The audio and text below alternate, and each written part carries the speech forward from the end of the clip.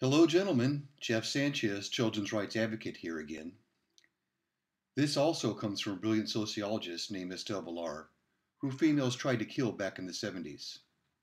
What is a man? A man is a human being who works. By working, he supports himself, his wife, and his wife's children. A woman, on the other hand, is a human being who does not work, or at least only temporarily. Most of her life, she supports neither herself nor her children, let alone her husband. Any qualities she finds useful, she calls masculine. All others of no use to her, she calls feminine. Anyone visiting this earth from another planet would think it is man's goal to look as much like the next as possible. Yet, to fulfill woman's purposes, masculinity and male usefulness varies to a considerable degree necessarily, because women who hardly ever work need men for everything.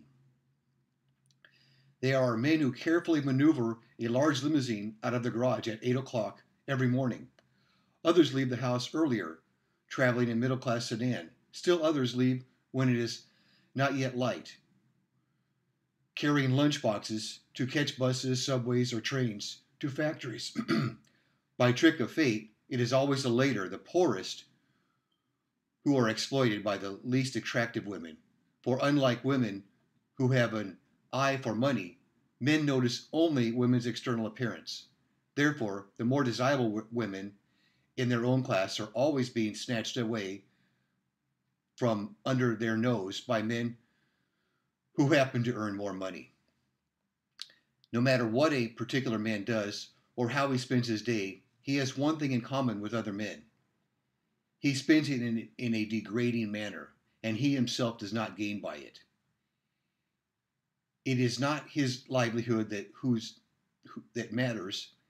He would have struggled far less for that, since luxuries do not mean anything to him anyway. It is the fact that he does it for others that makes him so tremendously proud. He will undoubtedly have a photograph of his wife and children on his desk, and will miss no opportunity to hand it around. No matter what a man's job may be, bookkeeper, doctor, bus driver, or managing director, every moment of his life will be spent as a cog in a huge and pitiless system, a system designed to exploit him to the utmost to his dying day. A man who changes his way of life, or rather his profession, for life and profession are synonymous to him, is considered unreliable. If he does it more than once, he becomes a social outcast and remains alone. This fear of being rejected by society must be considerable.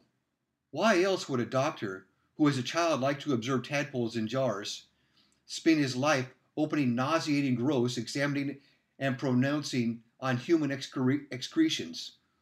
Why else does he busy himself at night and day with people of such repulsiveness that everyone else is driven away?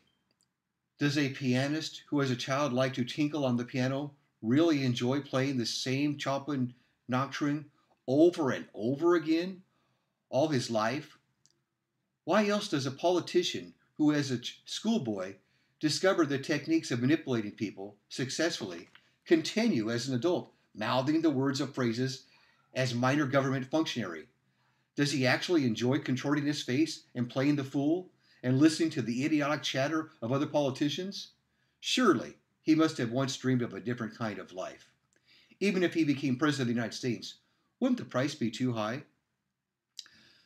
No one can hardly assume men do all this for pleasure and without feelings a desire to change. They do it because they have been manipulated into doing it.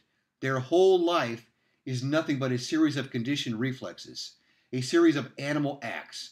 A man who is no longer able to perform these acts, whose earning capacity is lessened, is considered a failure. He stands to lose everything: wife, family, home, his whole purpose in life, all the things, in fact, which give him security. Of course, one might say that a man who has lost his capacity for earning money is automatically freed from his burden and should be glad about this unhappy ending. But freedom is the very last thing he wants. he, as we shall see according to the principles of principal pleasure in non-freedom, to be sentenced to lifelong freedom is a worse fate than lifelong slavery. To put it another way, a man is always searching for someone or something to enslave him, for only as a slave does he feel secure. And as a rule, his choice falls on women. Who or what is this creature who is responsible for his lonely existence and who, moreover, exploits him in such a way that he only feels safe as her slave and her slave alone? Please wake up, gentlemen. Take care.